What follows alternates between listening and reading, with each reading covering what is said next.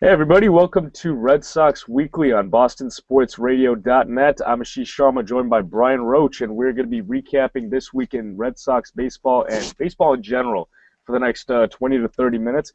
Brian, I want to start actually by not even talking about the Red Sox. Let's start by talking about this report of this Miami clinic, Biogenesis, in which we have names such as Alex Rodriguez and Ryan Braun and Melky Cabrera and maybe even Robinson Cano linked to this place in Miami that is supplying or did supply players with illegal substances.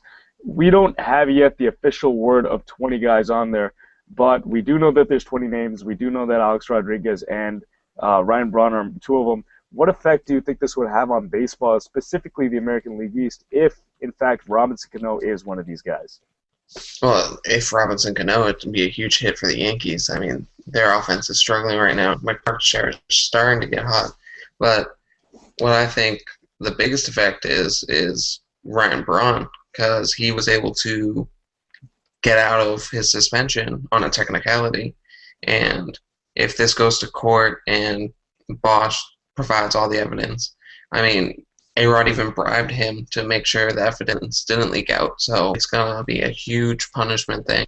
MLB needs to take a stand and make sure that the players on this list, including Washington National starter Gio Gonzalez, who the Red Sox almost acquired, is on that list. So it's going to be different to see how MLB goes about this. It's certainly puzzling why guys are still doing stuff like this, especially when you take into account what's been going on in baseball over the last 15 years.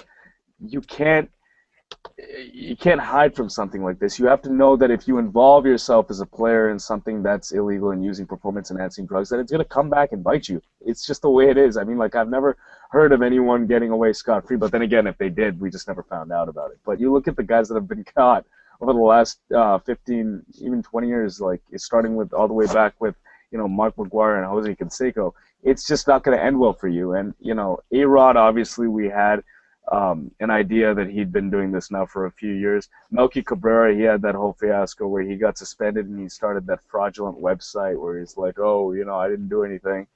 Ryan Braun, as you mentioned, got off on a technicality. He should not even be playing. He still has his MVP for some reason.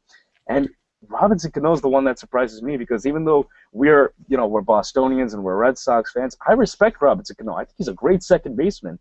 And it's kind of sad to me when you look at guys that play this game that, you think are great players in this era, and then you find out that they're dirty. It kind of ruins it, Yeah, I mean, I don't put Dustin Pedroia in the same category, but they're both great second basemen who you can build teams around.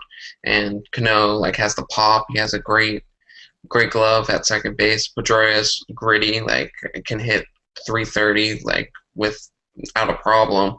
And, I mean, sure, he's lacking the home run power right now, but he's still slugging 440. So yeah, no, the early indication, luckily, is that there are no Red Sox players on this list, which is a good thing. I remember a few years ago, I think when the Mitchell report came out in 2008, there was one player on there, and it was a relief pitcher, Brendan Donnelly, and I don't think anyone even cared about that. In fact, I was kind of happy because I hated him. I thought he sucked, so I was like, okay, good. I'm glad he's on that list. Now we have something else to pile on, but that's good. That's a good thing that luckily, no one is on there from the Red Sox. When this list first came up, I thought to myself, oh man, is David Ortiz going to find himself on yet another list? Because we all know that Papi used something in 2003. He's not completely clean himself.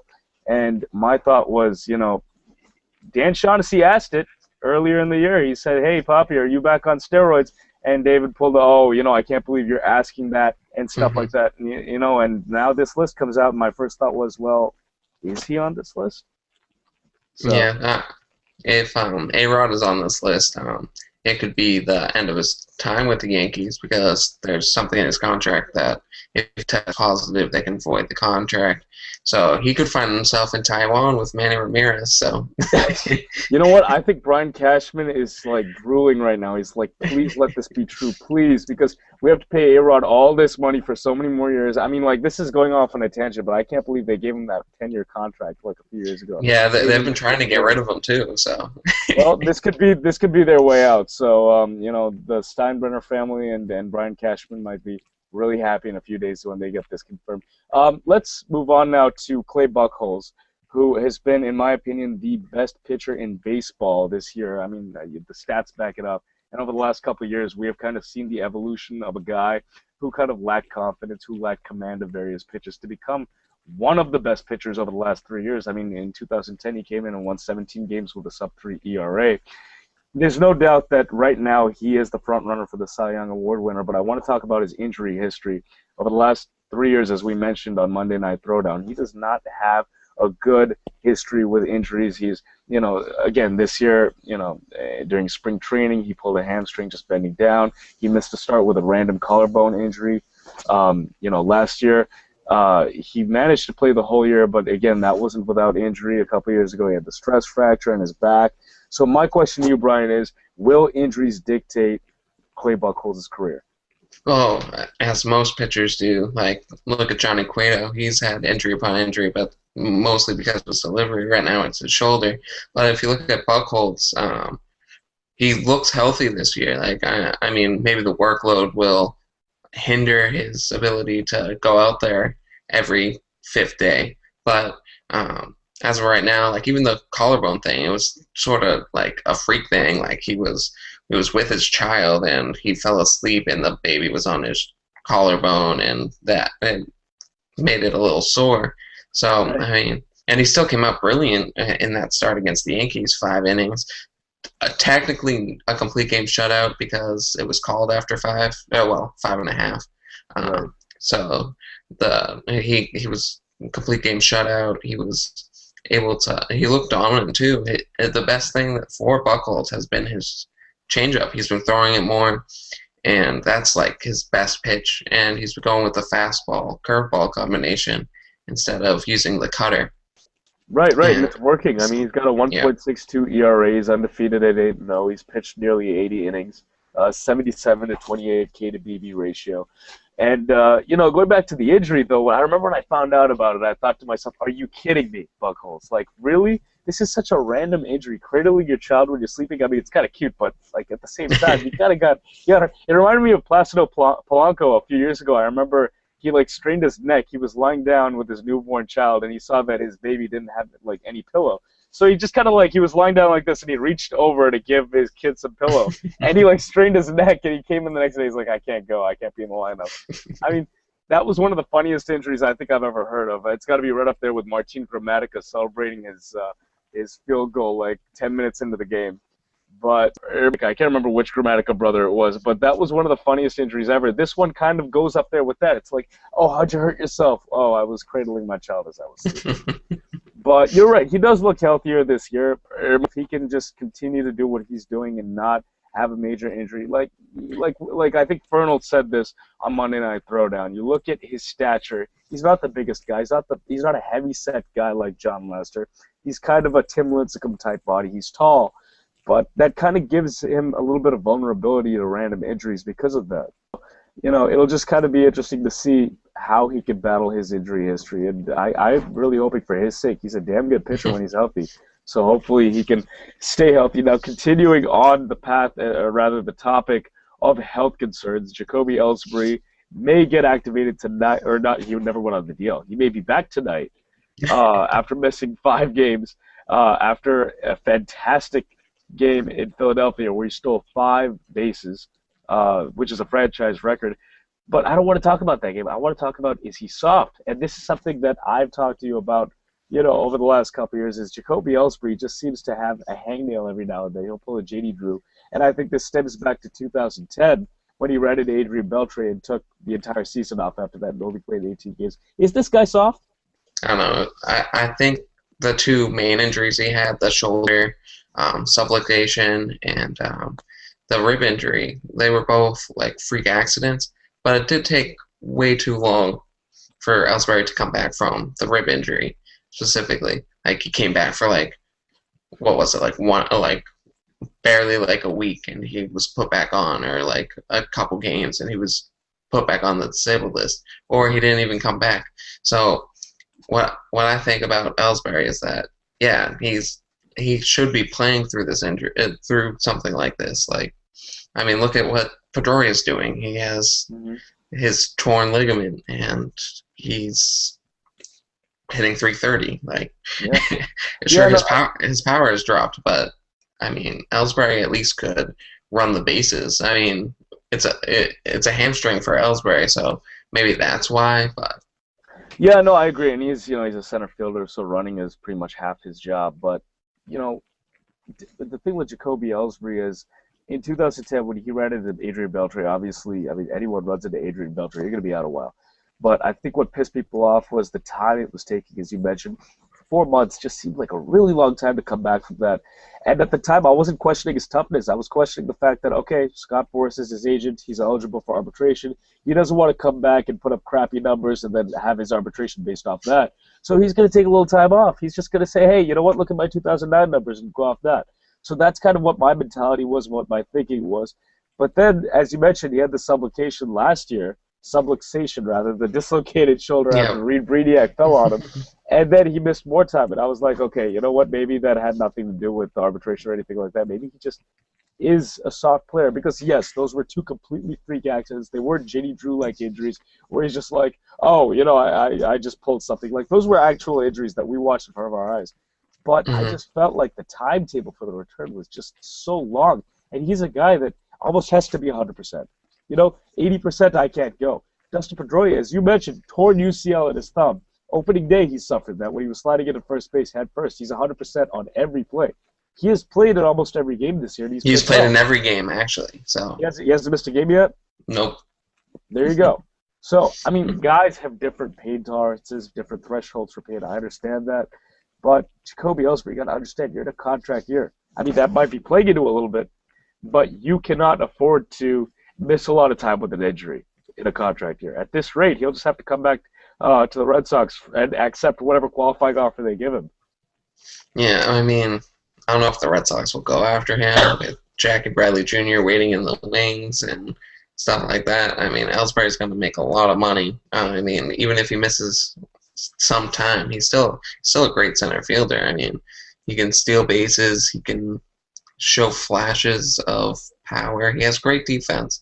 You can't count his defense out. So, I mean, I don't know I wish they traded him back when he did well in 2011, but you can't go back in the past. I've been flip-flopping on this. I know a few months ago I was saying they have to trade Jacoby Ellsbury. Now I'm kind of thinking, well, he's kind of been, when he's warmed up, obviously he struggled for all of May. He sleepwalked through May. But since coming back on Memorial Day, or rather the day before Memorial Day, and delivering that walk-off, he has been such an important part of the offense that I say, if this team is going to make a World Series push, you have to have Jacoby Ellsbury in the lineup. Because I don't see Jackie Bradley Jr. as a guy that you can send out there every day. Not yet, at least. He's been tearing it up in the minors, but whenever he comes up here, he just seems to, struggle. Yeah, I mean, he had that 3-for-5 night a few nights ago. Yeah, he hit the home run yesterday. But he's just not as confident a hitter as Jacoby Ellsbury. So you got to keep Ellsbury. And once he comes back, hopefully he comes back tonight. But we'll see what happens. We'll see what happens. I mean, if anything, they could put Victorino in center and have Daniel Nava and Mike Karp in the corners. I mean, that's not that bad, but it's better to have Jacoby in there. Yeah, absolutely. I mean, he sets the tone for the offense when he gets on base. So we'll see what happens there. I want to move back now to the pitching, specifically the starting rotation. I want to talk about John Lackey, who came back from Tommy John surgery this year. Obviously, in that first start back, we all thought that he re-injured his elbow, but since then he's been pitching, and he's been pitching really well. This is the best I've ever seen John Lackey, whether it was with the Red Sox or with the Angels. He has a, 2.79 ERA, and he's 3-5, but he's been pitching lights out. He had a couple of outings back-to-back where he gave up 5 runs. Not all were earned, but since then he's actually been pretty good. Yeah, I mean, especially against Texas. He's had 2 great starts against Texas, one at Texas, and this past week at Boston. He went 6 innings. He allowed 1 run. It was a bomb by Adrian Beltre to center field, and he struck out 5. He gave up some hits, and he was able to get out some jams.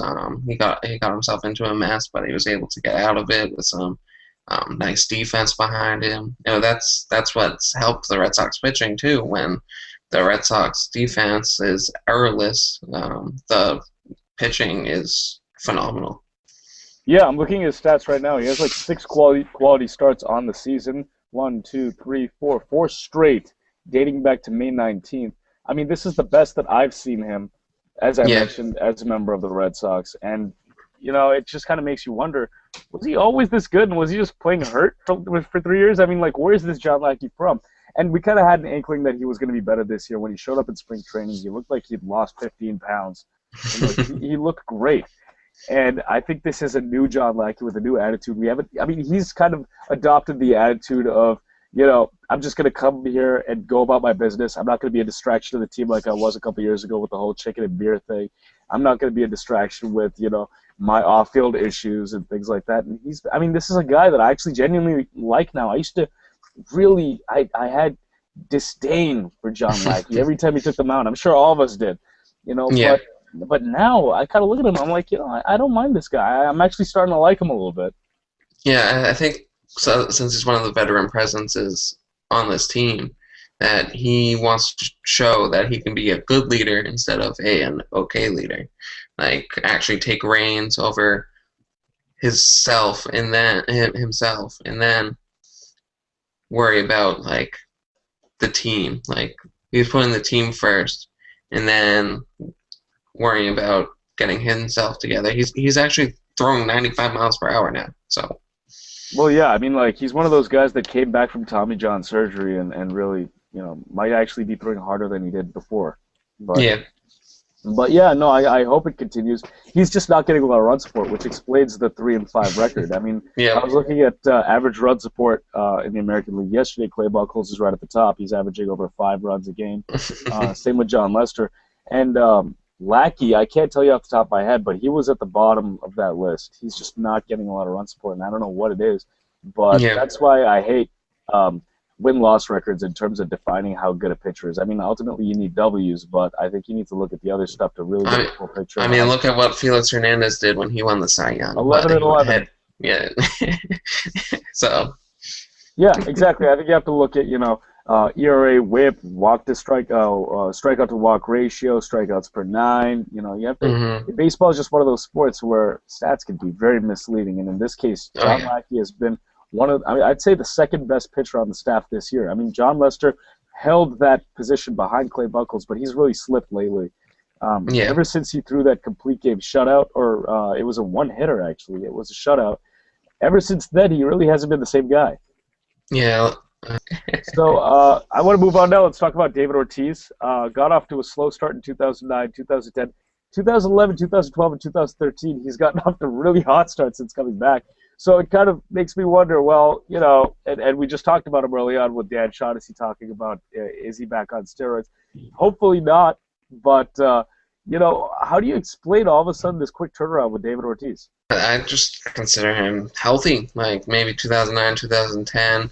Like all the pressure was being put on him with, like, is he going to stay healthy? And the same thing's been the last couple of years. Like, last year he missed a lot of time with the Achilles injury, walking around the bases. So he took it slow into spring training, and he was put on the DL and everything. But when he came back, he has 10 home runs. He has almost 40 RBI.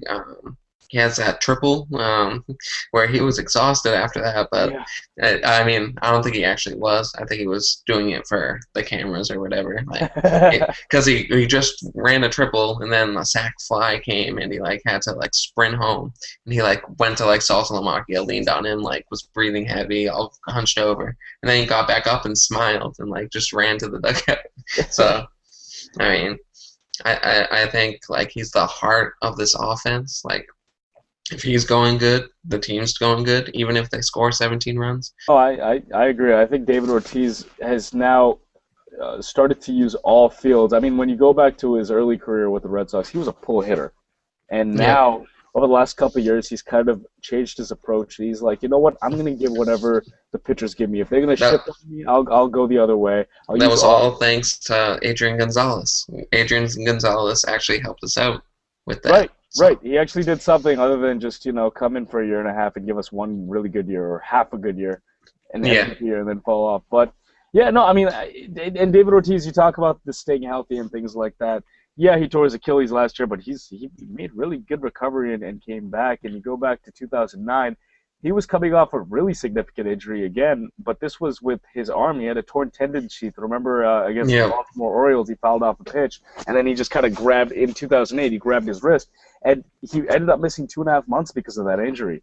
And in 2009, he came back, got off to a slow start. He didn't hit his first home run until May 20th in 2009 off of Brett Cecil. I was actually at that game. I was going crazy.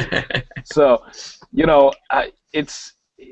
I think it's one of those things that it just kind of piled on, and just when media members were talking about it in 2009, it just weighed on him mentally. Yeah. And then again in 2010, he went 0 for whatever in his first game back, and then people were like, oh, here we go again. And he was like, are you kidding me? It's game one of the season. We have 161 games left. And then since 2011, it hasn't been an issue because in 2011, he homered on opening day.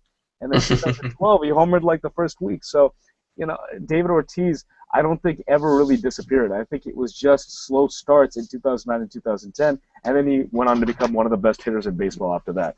So David Ortiz right now is hitting 327 with 10 home runs and 39 RBI. His OBP is just a shade under 400. I mean, he's back. I'd say he's a better hitter now than he was in 2004, 2005, maybe even 2006. I mean, yeah, he had the 54 home runs in 06. But if you take into account everything in terms of his approach at the plate, his ability to work the count, I think he's a better hitter. Yeah, I think he's a better hitter to all fields. Imagine what it would be like in 2004, 2005, and 2006 if he had this kind of approach to the plate. How many home runs he would have? Yeah, because the thing is, I mean, if they're gonna pitch him away, right, in those years, in those early years, and he's trying to pull it, he's gonna end up grounding out or popping up. But now, if they pitch him away, he's like, fine, I'll just take it to left field. That's cool, no problem. And I think that's a great approach for David Ortiz, especially when you consider that they've been shifting on him now for 6-7 years, and he's getting a lot more. That's why he's hitting for average, because all those ground outs and pop ups and line outs and things like that, they're turning into base hits. So it's a really good approach for David Ortiz. So thank you, Adrian Gonzalez, for that. Let's keep moving here now. Ryan Dempster is starting to regroup. Last outing he went 7 innings, gave up 3 runs, I believe, on 2 home runs. Struck out 6, gave up 5 hits and walked just 1. And went through a little bit of a period where he struggled, but I think recently he's really started to turn around. Yeah, I mean, he was brilliant like the first month of the season, an excellent strikeout per 9 innings. But then he started to slow down. He started giving up a lot of runs, like even to like Minnesota. But that's because he was starting to walk a lot of people too. So his pitch count was up in the first couple of games because of all the strikeouts.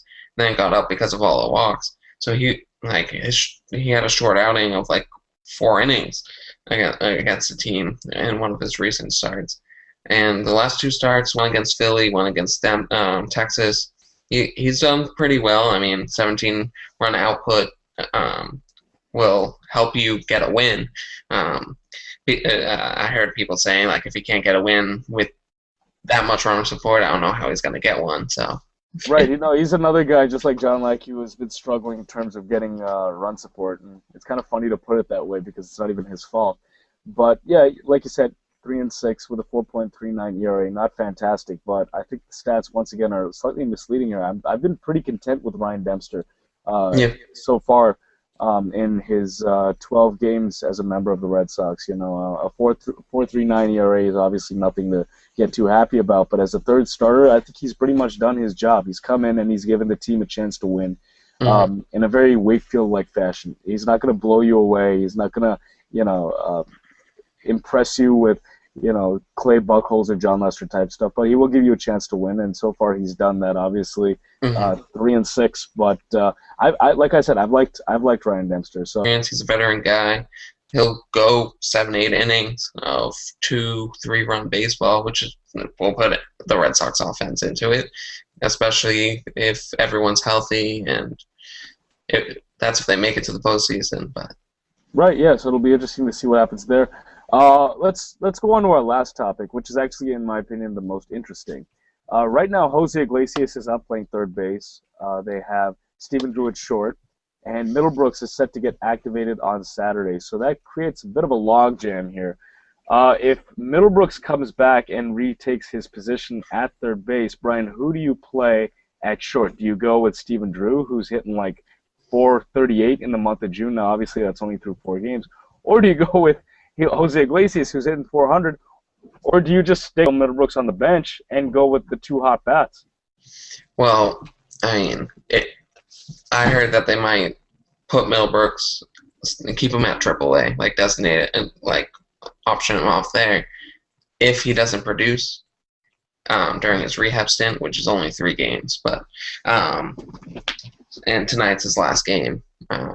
But what I think is that keep Iglesias as utility and put Pedro Siriaco on waivers. I know the Red Sox don't like to do that. They don't want to waste roster moves and stuff like that.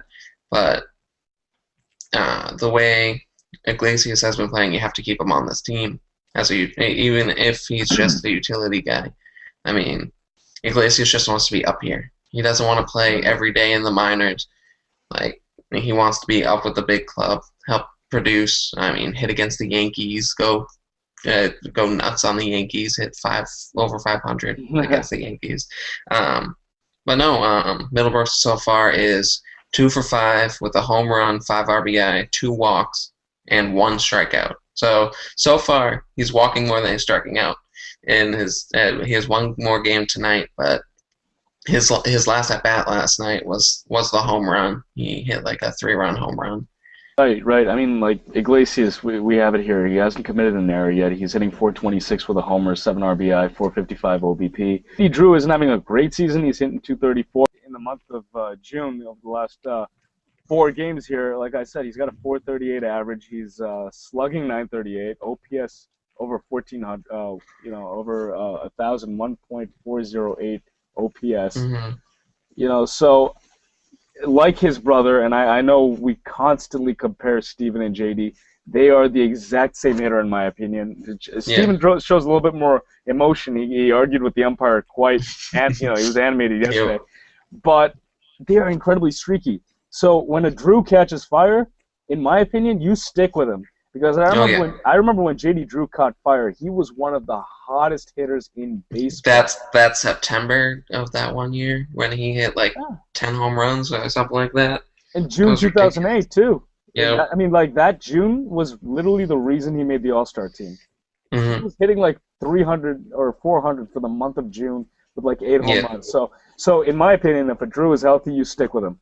So to answer the question that was first asked on this topic, I think you have to go with Iglesias and Drew as that combo. And then maybe once Drew cools off, then you go with a platoon at short. But as long as these two guys are producing, as long as they're hot, I think you stick with them and you just kind of have Will Middlebrooks ride the bench.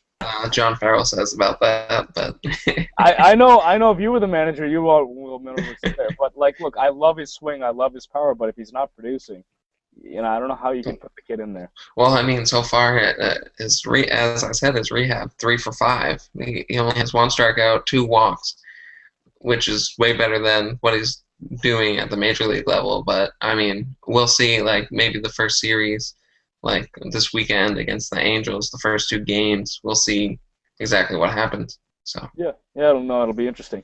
So, all right, let's end with this. John Lester takes the hill tonight against Derek Holland, his nemesis from the Rangers. Lester is 6-2 with a 3.53 ERA. Derek Holland is 5-2 with a 2.81. So this should be a good matchup in the finale. This is the rubber game tonight that will be on NESN at 7:10 as usual. I'm actually going to take John Lester now. I think he bounces back. He's had a little bit of a rough stretch here, but he's pitched well against the Rangers. Not in his career, because I think he has an ERA over 5, but I think recently he's been okay against the Rangers, and I think I'm going to take John Lester to bounce back tonight. 7 innings, 3 earned runs, and he gets the W. That's my prediction. I say he goes 6 and allows 1 earned run and strikes out 10 Rangers. All right, okay, a good one. Hey, we were talking about before the show. Last time we faced the Rangers against Yu Darvish, he was pretty damn good. So. Yeah, and Derek Holland is 6-1 against the Red Sox, but I mean, hopefully he's not he's due for a loss. So Right. No, he's due for a loss, and he hasn't. I don't think he's faced these Red Sox of 2013 yet. yes, he Yeah, did face them earlier this year. did Yeah. he? Okay. All right. Well, there you go. And do you remember how he did? Yeah, he dominated. Oh, It wow. was like Okay. seven or I think it was a complete game actually. Oh, well, So that's not a good sign. yeah, Well, we're both optimists. We think John Lester's going to have a good start tonight, so hopefully he does. You will be at the ballpark, so you'll get to see it firsthand. yep. I'll be watching it on Nesson, so yeah, we'll see what happens. But yeah, that's much Red Sox Weekly on BostonSportsRadio.net. He's Brian Roach. I'm Ashish Sharma. We'll see you guys next week. Should be a lot of fun, and go Sox.